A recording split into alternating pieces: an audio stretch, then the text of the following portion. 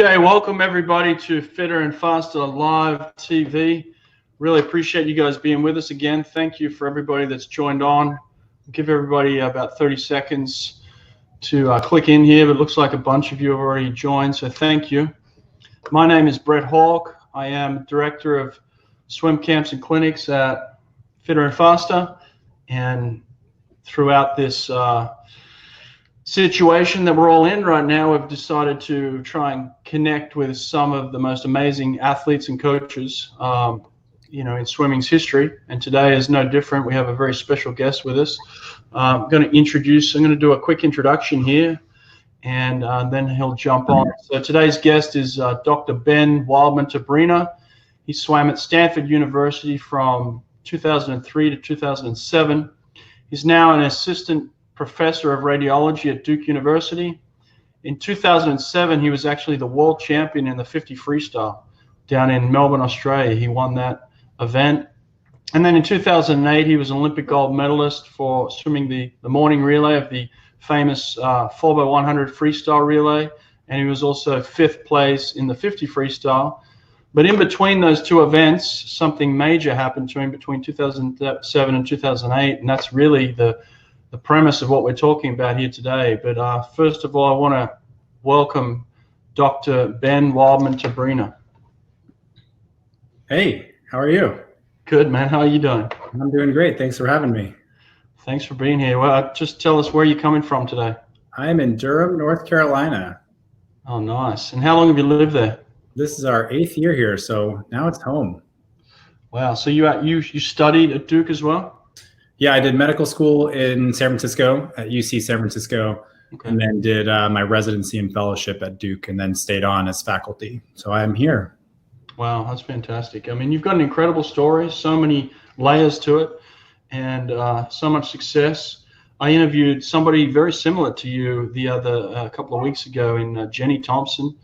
Jenny was a very successful Olympian from Stanford and now a doctor as well.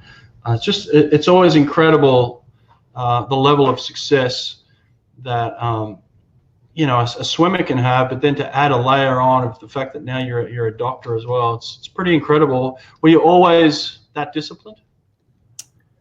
I wouldn't say always, but I think they complement each other. You know, being at a high level of athletics and trying to make it at a high level in athletics. Once you kind of buy into one, it helps you buy into the other, because you get that feedback cycle of seeing improvement and getting feedback that what you're doing is working. And once you get on that train, it becomes kind of a cycle of gratification, and it makes it fun to keep going. Yeah, that's awesome. I'll say this from the get-go. I was lucky enough or unlucky enough, I don't know which one you say, when it comes to coaching against you. I was at Auburn University, and I had a swimmer by the name of Cesar Cielo around the same time as you.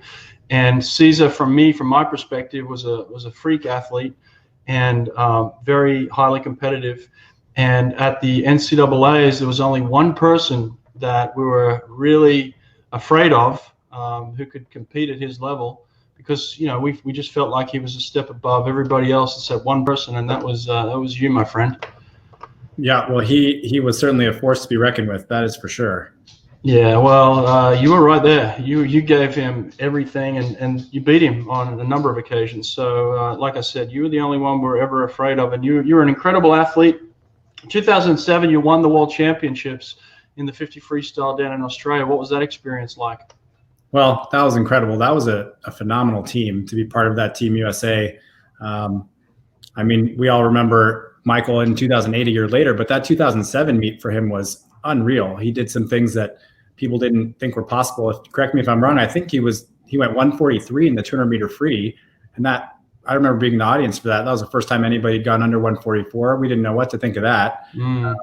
Aaron Pearsall was going off the chains, and it was an exciting time to be part of that. So it was fun. Australia, I'd never been there before, was amazing. And of course, winning a world championship was something I'll never forget. Super exciting, hard to put into words.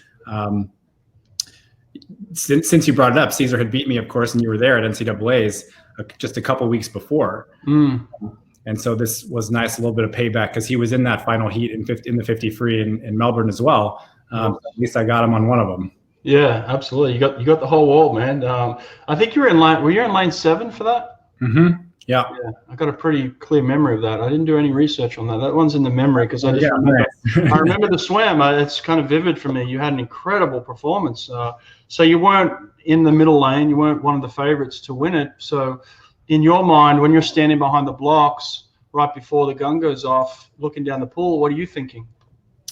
I think this is probably true for a lot of people once you're at a pretty high level, which is you have to believe in yourself, right? You have to think that you can do it. So honestly, to be completely honest, I thought I could win. I didn't think I would win, but I thought I could if I had, a nearly perfect race. Yeah. I was coming off NCAA's having just set the American record, being the first American under 19 seconds, and certainly it stinks a little bit to not win that race while doing that. But nonetheless, proven that you have a lot of speed and that you can swim pretty darn fast. I think also in that final was another one of the fastest people ever, which was Roland Skuman. Mm-hmm. And he was the defending world champion from 2005. And it was a big heat. So certainly didn't think I would win, but I thought based on the NCAA's from the week before, 2 weeks before that I'd be in the mix. So you got to believe, you got to think you put in the work and that you've seen the results of some of that work very recently. And that if you hit it in the 50 free, there's no room for error, right? But if you can hit it, you have a shot.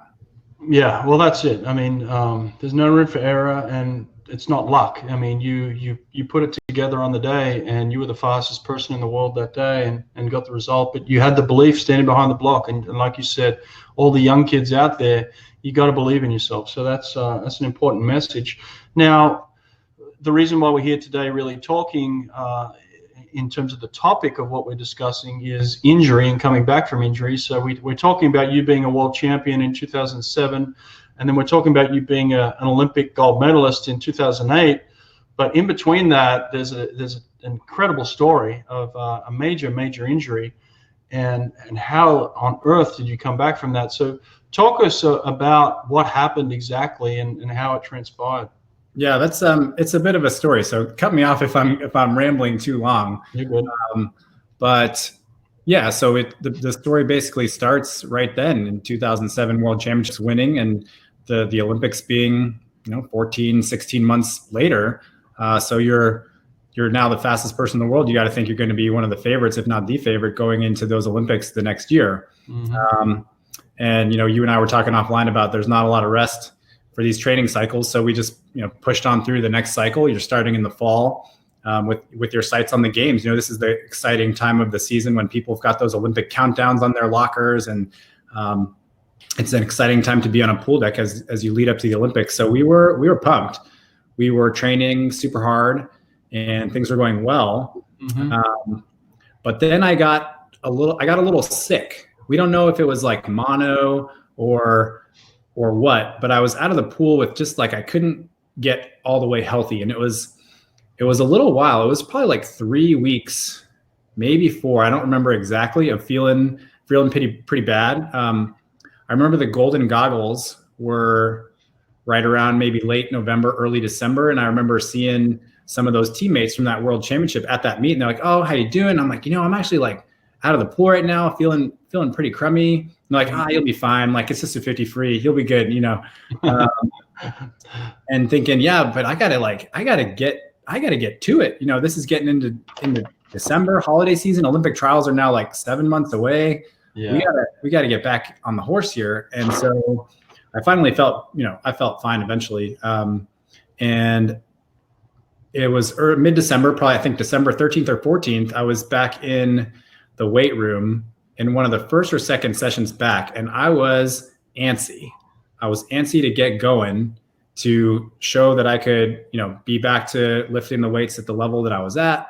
And so I was bench pressing pretty early on in the workout and not anywhere close to my max.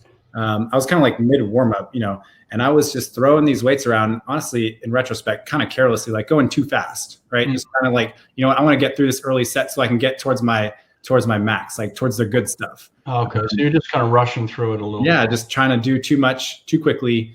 And the best way I can describe what happened next is I'm in the middle of a rep. And if you think about like a towel, that sound, when you rip a towel, that kind of like deep ripping sound. Yep. Like that's what I heard come out of my shoulder very suddenly. And it was, I knew something was like super wrong. Were you in position? Were you holding the weight at the time? Yeah, I was coming down. So at the very bottom, it's that eccentric point, right? Where the weight, if you like are dropping the weight a little too quick and then you're pushing against it, it's that stretching point instead of a controlled down and a controlled up. So it was honestly careless. But came from a good place, trying to get going. And so I knew something was super wrong. It hurt terribly, started swelling up and bruising immediately. Within a few minutes was in the trainer's office, a few hours later in an orthopedic surgeon's office, a few hours after that in an MRI. By nightfall that night, I've been diagnosed with a complete tear of my pectoral tendon. So your pec, big muscle, and it tapers towards your humerus and it attaches actually onto your arm bone over here. So it tore off there. I mean, it just came straight off the bone. Yeah. Oh, God. Yeah. So 100%. And then does it curl up or something? It does retract, not a ton, but yeah, a little bit. Oh, okay. And then a bunch of swelling and bruising. So then within 3 days later, I had an appointment, if you will, with one of the 49ers, the San Francisco 49ers, old orthopedic surgeons. And then a day later, we were in the operating room putting it back on. They tack it back down with a bunch of anchors. He said the surgery was super easy, but that the only thing that was hard for him was that my bones were hard as a rock. So drink your milk, folks. That was kind of fun to hear. But, it was uneventful surgery. And then the real question mark was what happens now? And what's the diagnosis? How long does it, in reality, should it be for a full recovery? Nobody knows. It's a pretty uncommon injury. It's more common in folks who are using their upper body more. So football players get it from time to time. Wrestlers get it from time to time. Often in games where they're basically doing a bench press, the linemen are pushing against each other super hard, or a wrestler gets torqued funny. But I don't know if there's ever been a case of a swimmer at a national or international level tearing that exact tendon. And so, he was like, look, you're going to be able to move your arm. It's not like for your life, it's going to be fine. The question is, and he didn't have an answer. He's like, look, you can probably swim in 3 months. Will you be able to pull as hard as you can and race? He said, we're just going to have to see how it goes. And this was December. So Olympic trials was about 7 months, almost to the day away. Oh, wow. And so we're thinking we just don't know what the timeline is. I mean, it's not as dramatic, like you'll never swim again. And it wasn't that, but it was will you be able to competitively swim? We don't know ever if you will be able to. So we basically just started with look, why don't we just one step at a time? It was so stepwise, and don't get too far beyond that step because we just didn't know what steps after that would hold. So it starts with okay, I need to be able to get out of this sling. And then I need to be able to put my arm above my head, and don't even think about things after that. But of course I did start thinking ahead a little bit. And one of the things I did was I went down from Stanford to Santa Cruz, which is a big surfing haven. And I went to a custom wetsuit shop where these guys will make you a custom wetsuit. And so I had to make me an upper body only wetsuit that had a sling built in. So on the inside of the wetsuit was a sling to put your arm, and then I would zip it up so my other arm would be free. So as soon as my incision healed, I was in the water with this wetsuit thing on, and my arm strapped to my body so it couldn't move. Wow. And so then I could kick obviously on my back. I could kick with holding a kickboard with one hand. Wow. And then, you could do vertical kicking, and you can't really swim with one arm, and it was a wetsuit. So it was dragging in the water, but I could at least do some pretty good kicking fairly soon. Let me ask you this, just back up 1 second. Was there a moment at all where you were like, oh, I'm done? Were you questioning yourself at all? Oh yeah, absolutely. The night that it happened, I was obviously upset, pretty bummed out. I remember sitting kind of in the dark on my couch in my living room, kind of alone, sulking, being like, yeah, I mean, this is terrible. This is it. You try not to let yourself dwell too much on it, but it's impossible not to. You're sitting there, your whole upper body is throbbing, it hurts, and there's nothing you can do about it at that point. But I'm proud to say I didn't really dwell on it much longer than that. I think I probably gave myself 24 hours to go through all the stages of grief, whatever order those happened in. You're mad, you're sad, you're indifferent, all those different stages. And And after that, it was head up, eyes forward. We're moving on. We're just there's nothing else to do other than that. I mean, if you don't do anything, then nothing's going to happen. So. Well, I think that's an important message in this whole topic, because people are going to face injury, and they're going to question themselves, and they're going to probably hit the same point that you hit pretty early on. And the fact of the matter is, you gave it 24 hours, and that's pretty incredible. A lot of people will dwell on it for a lot longer than 24 hours, and you had made the decision after that of like, okay, let yourself grieve, but now's the time to figure out what are the next steps forward, right? Yeah. It was, it's just the way it had to be. And I became really focused on, like I was saying, those small one steps at a time, and almost using it as a distraction, not to get too overwhelmed with thinking about what everybody else was doing. I'd have to look up the exact date, but it was sometime in that winter, maybe shortly thereafter, right around then when Eamon Sullivan broke the world record in the 53, that long standing world record, 21:64. Alexander Popov had been around for forever, right? Yeah. Since the 90s, since the mid 90s. And he'd broken that. So people were making moves around the world, and you just got to put that out of your head, and think, I'm not breaking any world records this week or the next week. So why don't we come back to our little physical therapy and work on, tiny motions. But yeah, if you dwell too much on that, and they're spending too much time on the internet looking at other people's times, it wasn't going to work. So had to really stay focused on what I was able to do. Yeah, that's again, it's all part of this message that's really important, because we can get caught up in social media and what other people are doing quite easily these days. Yeah. And so I think I like what you did is kind of just brought the focus back onto you and what you can control and the steps you needed to take. That's really important. So, so then beyond that, what do the next few months look like? Yeah. So eventually I could take the wetsuit off and start getting some range of motion and start swimming easy laps and slow laps. And we, while pec tears are uncommon for swimmers, certainly shoulder injuries are. And, there's a common refrain of, oh, well, I got my shoulder hurt, but I came out a better kicker. Right. And I definitely wanted that to be me. I wanted to be better at everything, because I knew that if I was going to get back to a high level, that even if I was, that my shoulder was unlikely to be 100%, or at least unlikely to be as strong as it was. So I needed to make everything else stronger. And so I was never the best kicker, but I kicked a lot. And I don't think I didn't become the best kicker, but I certainly improved my kicking. And I tried one way of kicking that you spent a lot of time, like were you just on a board with your face down with a snorkel a lot, or yep? Yeah, pretty much. I mean, there's only so many different ways you can kick, but yeah, I mean, on your back, on your front, kickboard, snorkel, no snorkel, kicking against a power tower, kicking against a resistance band. That's all kicking. Doing scissor kicks on dry land, doing it all. Yeah, interesting. Wow. I tried to do a bunch of dry land too and get more explosive. 50 free, sprint freestyle, 100 free explosivity is really helpful.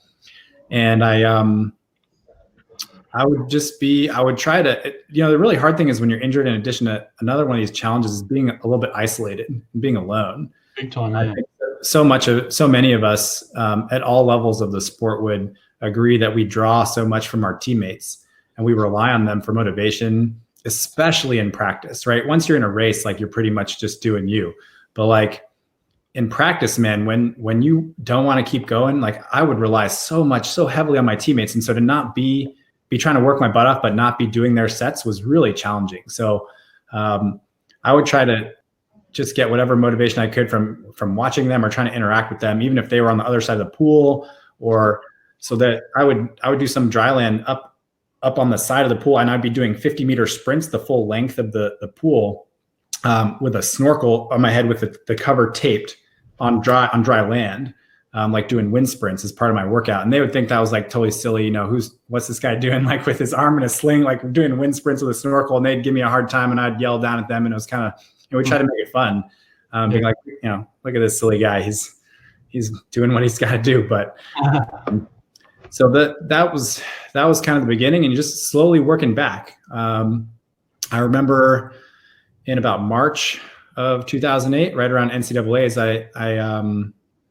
hopped in a pool and I remember it was right around March. I was with one of my teammates who was also post-grad, had just graduated the year before, and we were doing some sets, and he's like, all right, what do you think? Like, you going to keep up with me this time or not? I'm like, all right, well, things have been feeling pretty good. So, and I remember I just pushed it a little bit. So it was about 4 months post-op where I started being able to pull like at a pretty good clip, not full out sprinting, but, maybe 200 pace, close to 100 pace.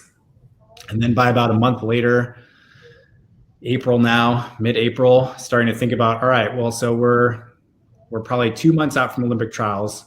We need to get a couple meets under our belt. It's time to like open it up essentially and like really like let's sprint a 50 and see how it feels. And it's a weird feeling, relying on this muscle that you haven't pushed in so long and you put so much time and effort into. But it felt pretty good. And it was in practice, but it was a big moment to realize like, hey, this thing is actually going to like hold and not just detach again. And that one, it doesn't feel terrible. So I think I had either 2 or 3 meets before Olympic trials. It was like the Janet Evans Invitational down in Southern California, maybe the Santa Clara meet. I can't remember if there's one more or not, but I got a little bit faster each time. And then, gosh, before you know it, it's time to go to trials and see what's going on. Wow. So you went in pretty raw into trials too, not really having a bunch of meets. Yeah. Let me ask you this. Was there a lot of lonely hours in kind of physiotherapy rooms and trainers and stuff like that? Is that pretty tedious? Yeah, it's super tedious. Thankfully, I had such supportive staff and good staff that they try to make it not too lonely. But I was in a physical therapy office that was not full of student athletes. It was just like a general public place. So you kind of make friends with, the 60-year-old woman who's recovering from her wrist surgery and the 45-year-old guy recovering from his ACL tear, and just sort of like, hey guys, I'm just doing the reps, and it's super tedious, but you just do it. There's no choice. Again, you're sort of focused on that singular goal. Like, I got to get through this session so I can get to the next session. And then they told me, and it's very stepwise, which is makes it at least reasonable. Like, okay, we're going to do this today. The next time we're going to do this, and the time after that, if all is well, we're going to do this. And so you can know what you're working towards. So it's very goal oriented then. Yep. Yep. The first goals are range of motion. The next goals are weight based. So you start out with like your range of motion. You're just lifting your arm. That's it. And then you add a 2-pound weight to your delt raise, right? And then you add a 5-pound weight, a 7.5-pound weight. But and before you know it, though, you're doing a reasonable amount of weight, and you're thinking, oh, well, that's not so bad. Yeah. But you're repeating that with every different type of motion. And can I do a push-up? I don't know. Can we do 5 push-ups? We did one last week. Let's try 3, then 5, then 10, then 15. It's very stepwise and goal-oriented, which when you're trying to maintain focused, and it lends itself reasonably well. Did you have any setbacks during that time? No, I think the one major setback was enough for me. So that was it wasn't too bad. I mean, there's certainly I think the hardest part is the mental side. I didn't have any big physical setbacks. It didn't re-tear or didn't like not progress well. Yeah. It's just the uncertainty of like, is this enough? Is this going to work? Time and those sorts of things. And lots of doubts as to, there's always going to be the woulda, coulda, shoulda. You're world champion and feeling pretty good into the fall. It's like, well, am I ever going to be at that level? Yeah. Now, did you rely on other people who had gone through injury or anything like that? Did you talk to people? That's a good question. Nothing specific that comes to mind. Because I know sometimes when I've had kids that are injured, they feel like the only person in the world. And I'm like, there's a lot of injured people out there. Why don't you reach out to someone who's either gone through it or is going through it? Because there's people like you out there. Like, find those people, and that can also be a good support system sometimes. That probably would have been a good idea. I don't think I specifically did, but I agree. No, people have done, if not the exact same thing, something similar to it before, for sure. Yeah. Well, you had the 60-year-old woman in there, so that was good. Yeah, she could relate. Yeah. Listen, I'm world champion. I'm trying to win the Olympics in 3 months. Oh, Yeah. hey. There's my dog and my kid. They're listening very contently. They're very interested in this story. That's good. So listen. So then, what about the first time you really put pressure on it? Maybe the first race, was that pretty nerve-wracking? Oh, definitely, because the races are unlike, it's like game speed, right? I mean, you try to simulate it in practice, and elite athletes talk about this in all kinds of different sports, and it's really hard to simulate the real deal. Yeah, sure. Whether it be the start and just how hard you're pulling on the block, or the different kind of warm up. I mean, you can do sprints in practice wide open, right? But your level of warm up is totally different, and your routine is different, and everything's different. And so, yeah, it was definitely nerve-wracking. Just a lot of uncertainty. I remember some of my coach, or maybe my girlfriend at the time, who's now my wife, were joking like, "Well, at least your arm's still attached." You know, it's like that's like the first time. That's the level we're going for here. You got out and it's still there. Like, yeah, it's still there. Hey, it's cool. It worked. We're good. So yeah, starting with low expectations, definitely. Just happy to be racing again, and trying to stay positive and not too stressed about it. And who knows, you could look at this from a number of different angles. You could say this took pressure off and I had no expectations for myself anymore. And maybe if it hadn't happened, I'd be weighed down by being the defending world champion. But yeah, sure.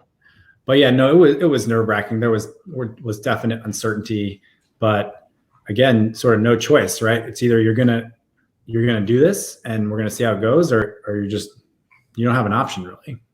Now, the previous year when you stood behind the blocks at the World Championships, you knew you could win. That was the thought in your head. Now, when you're at the Olympic trials and you're standing behind the blocks, do you think you can make the Olympic team? Not at first. It was a very different feeling for sure.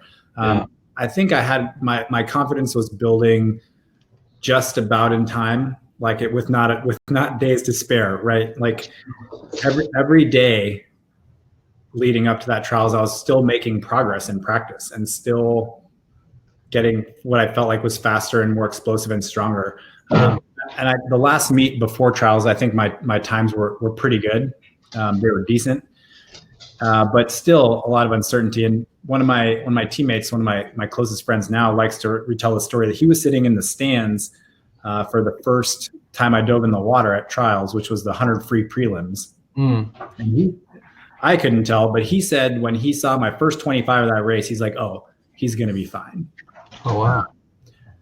So I think it was sort of like, I didn't know it, but certainly with no time to spare. By the time I had already made the Olympic team in the 100 free for the relay, so that takes a big weight off your shoulders. So by the time I was standing in line for, speaking of dogs, I'm going to let a dog outside here. Go ahead, buddy. By the time I was standing in line for, or at the blocks for the final over 50 free, which is your sixth race of trials, right? Because you got prelims, semis, and finals. By the time I'm there, I thought, yeah, look, if I have a good race, there's a chance. But it was not the same level of. It was totally different. Yeah, when I was standing behind the blocks of world champs, I was thinking, look, let's do this. Like I think I can win. Whereas there's a lot more uncertainty of, hey, it's very different. Yeah.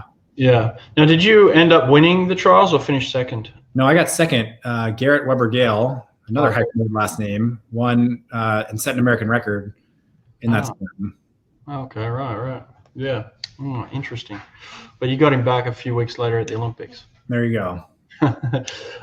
So then, you have a little bit more time, and then you're also part of Team USA, which is also a big confidence boost.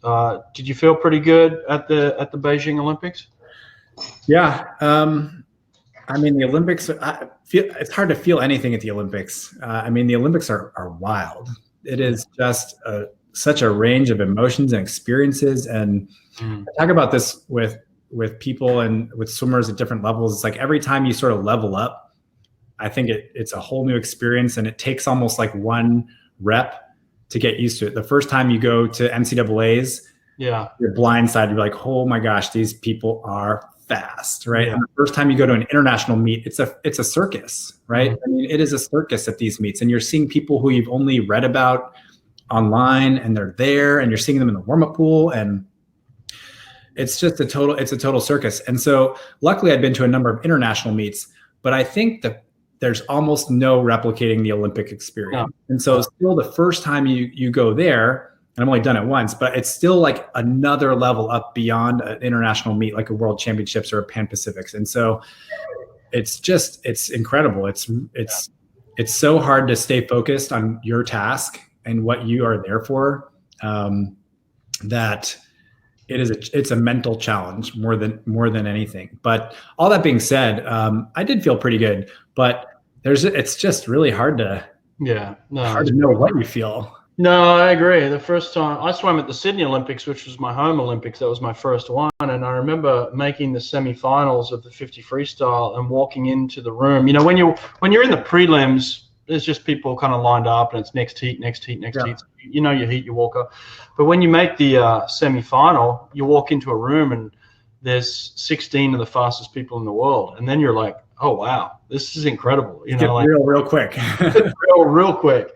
And it's like, and then you're looking around, you're like, all right, to make top 8, I got to beat 8 of these guys. Like, which 8 is it going to be? I'm like, I don't know if I can beat him or him or him or him. It's like, they're all good. So it's nerve wracking. And then you make the final like you did. Was that pretty satisfying to be in the final of the 50 free? Yeah. I mean, to give myself a chance after all that I've been through was really satisfying for sure.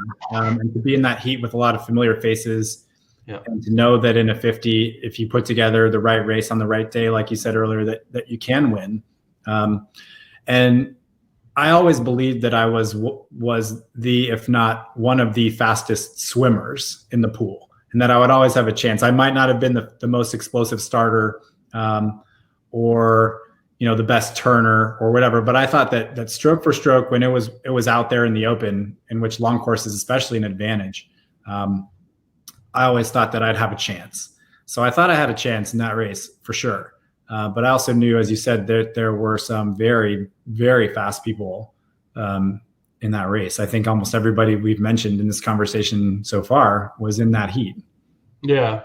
Yeah, it was an incredibly stacked heat and a very fast final. And but it must have been super satisfying to know where you'd come from to be there. Was it disappointing at all to know that you got that close and without this injury you may have been Olympic champion? Yeah, there's certainly it's mixed emotions, right? You're proud of what you've done, especially because nobody will ever know like what I truly went through except for me. Oh yeah. And especially the international guys in that race, they don't know what was going on. And even the American people, they didn't really totally know, because I kind of just dropped off the radar for 6 months, and they didn't know what was going on, and they didn't have a reason to. So certainly I had a lot of pride in what I'd accomplished, but yeah, there's definitely disappointment. And in the 50 free, right, it's so close too. You're so close to that medal stand. And I knew that would probably be my last race ever. And so that's just the way it ended. There's one, I guess I'll share a little side story, which is kind of funny in that. So when I was trying to recover from this injury, I was never a super big like visual motivation kind of guy, but I did do one thing, which was by my light switch in my room on a 8.5 by 11 piece of white paper in small font. I put 2164 because that was the world record when I started the recovery process. And every time I flipped a light, I would see that. And as I mentioned, that winter, Eamon Sullivan lowered it, I think, to 2155, but I didn't change the piece of paper. I just kept it because that was Alex Papa. I was like, I had a poster of him in my room growing up as a kid. I was like, look, man, if I go 2164, like I'm going to have a shot. And so that was sort of something I used. And the time that I went in the Olympic final was 2164. Oh, wow. That's great. So what I should have done? I should have put 20.1 on the piece of paper, and I would have won the thing. What are you doing? That's insane. Was that your best time? That was my best time. So, I mean, what can I say? In the Olympic final, I went a best time. Yeah, that's outstanding. Went my goal time and came up. I think the bronze medal was what, 0.11-ish faster than me, or right about that. So, I mean, man, no regrets. All the things that happen, all things considered. Yeah, that's insane, man. Incredible story. And were you always mentally tough? Would you consider yourself mentally tough?